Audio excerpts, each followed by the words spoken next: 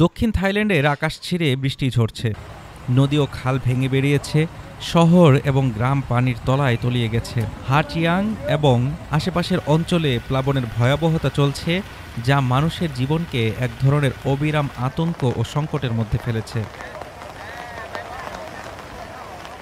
এ পর্যন্ত ভারী বর্ষণে ৩৩ জনের মৃত্যু নিশ্চিত এবং ১৩,০০০-এর বেশি মানুষকে নিরাপদ আশ্রয়ে সরানো হয়েছে। প্রায় ২.১ মিলিয়ন মানুষ ৬ বা ৯টি প্রদেশে বন্যার কারণে প্রভাবিত হয়েছেন। স্থানীয়রা এখন পানির মধ্যেই জীবনযুদ্ধে লিপ্ত। নিজের প্রিয় জিনিসপত্র ধরে রাখার চেষ্টা করছেন অনেকেই। উদ্ধারকর্মীরাও থেমে নেই। তারা নৌকা, বিশেষ যানবাহন এবং মানবিক তৎপরতার মাধ্যমে মানুষকে নিরাপদ স্থানে সরাচ্ছেন। সরকার শৃঙ্খলা প্রদেশে জরুরি অবস্থা ঘোষণা করেছে। প্লাবন পরিস্থিতি সর্বোচ্চ লেভেল ৪-এ উন্নীত করা হয়েছে। থাইল্যান্ডের সর্বোচ্চ কমান্ডার দেশব্যাপী উদ্ধার কার্যক্রমের নেতৃত্ব দিচ্ছেন। বিভিন্ন সংস্থা উদ্ধার, চিকিৎসা সহায়তা এবং জরুরি সরবরাহ বিতরণকে অগ্রাধিকার দিচ্ছে।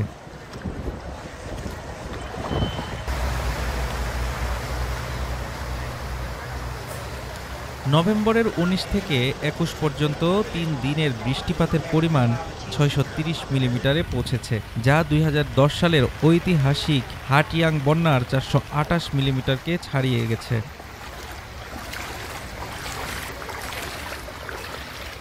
সরকার সেনাবাহিনীকে উদ্ধার ও ত্রাণ কার্যক্রমের নেতৃত্ব দিতে প্রেরণ করেছে। সেনারা ব্যবহার করছে ১৫ সিটের রাবার নৌকা, এফটিএস ট্রাক এবং extreme V multipurpose belt vehicle, যা প্লাবিত অঞ্চলে দক্ষভাবে চলাচল করতে সক্ষম।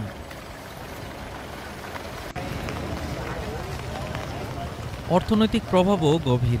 থাই চেম্বার অব কমার্স বিশ্ববিদ্যালয় জানিয়েছে, বাণিজ্য পর্যটন খাতে প্রতিদিন ১ থেকে ১.৫ বিলিয়ন বাত ক্ষয় হচ্ছে। প্রতিবেশী দেশগুলোও প্রভাবিত হয়েছে। মালয়েশিয়ায় ১৫,০০০-এর বেশি মানুষ আশ্রয়ে বাধ্য, আর ভিয়েতনামে বন্যা ও ভূমিধসে ৯১ জন নিহত হয়েছে এবং ১.১ মিলিয়ন বাড়ি ও ব্যবসায়িক প্রতিষ্ঠান বিদ্যুৎবিহীন অবস্থায় রয়েছে।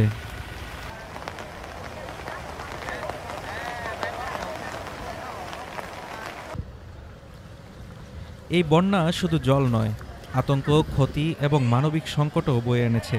স্থানীয় মানুষরা প্রতিনিয়ত লড়ছেন নিজের জীবন, প্রিয়জনদের সুরক্ষা এবং শহরের স্বাভাবিকতা ফিরিয়ে আনার জন্য।